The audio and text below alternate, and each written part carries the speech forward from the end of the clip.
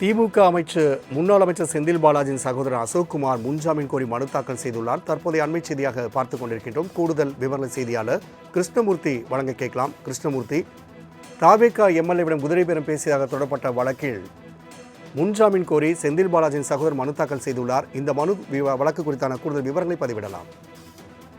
வணக்கம்.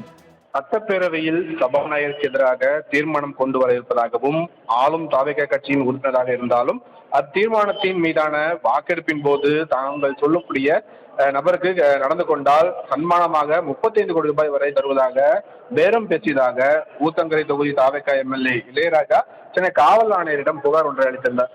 இந்த புகாரின் அடிப்படையில் வழக்கு பதிவு செய்த திருவல்லிக்கேணி போலீசார் சென்னை அரும்பாக்கத்தைச் சேர்ந்த யூடியூபர் திருநாவுக்கரசு, திருச்சியைச் சேர்ந்த நரேஷ், சென்னை மேடவாக்கத்தைச் சேர்ந்த தியாகராஜன் உள்ளிட்ட 8 பேரை கைது செய்தார்கள்.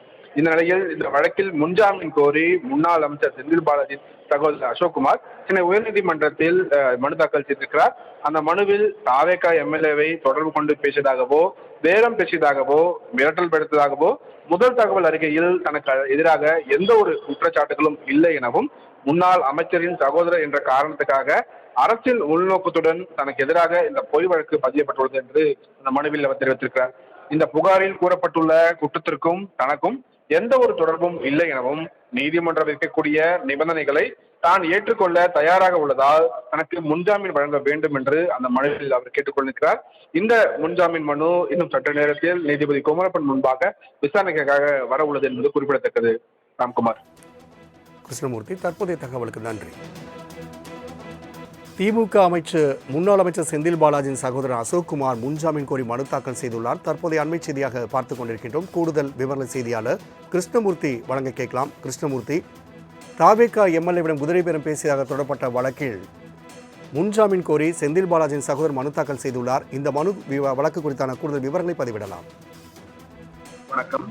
சட்டப்பேரவையில் சபாநாயகருக்கு எதிராக தீர்மானம் கொண்டு வர இருப்பதாகவும் ஆளும் தாவேகா கட்சியின் உறுப்பினராக இருந்தாலும் அத்தீர்மானத்தின் மீதான வாக்கெடுப்பின் போது தாங்கள் சொல்லக்கூடிய நபருக்கு நடந்து கொண்டால் சன்மானமாக 35 கோடி ரூபாய் வரை தருவதாக பேரம் பேசியதாக ஊத்தங்கரை தொகுதி தாவேகா எம்எல்ஏ இளையராஜா சென்னை காவல் ஆணையரிடம் புகார் ஒன்றை அளித்திருந்தார்.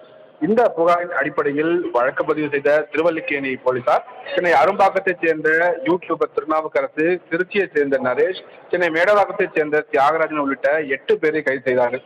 இந்த நிலையில் இந்த வழக்கில் முன்ஜாமீன் கோரி முன்னாள் அமைச்சர் செந்தில் பாலாஜி சகோதரர் அசோக்குமார் சென்னை உயர்நீதிமன்றத்தில் மனு தாக்கல் செய்திருக்கிறார்.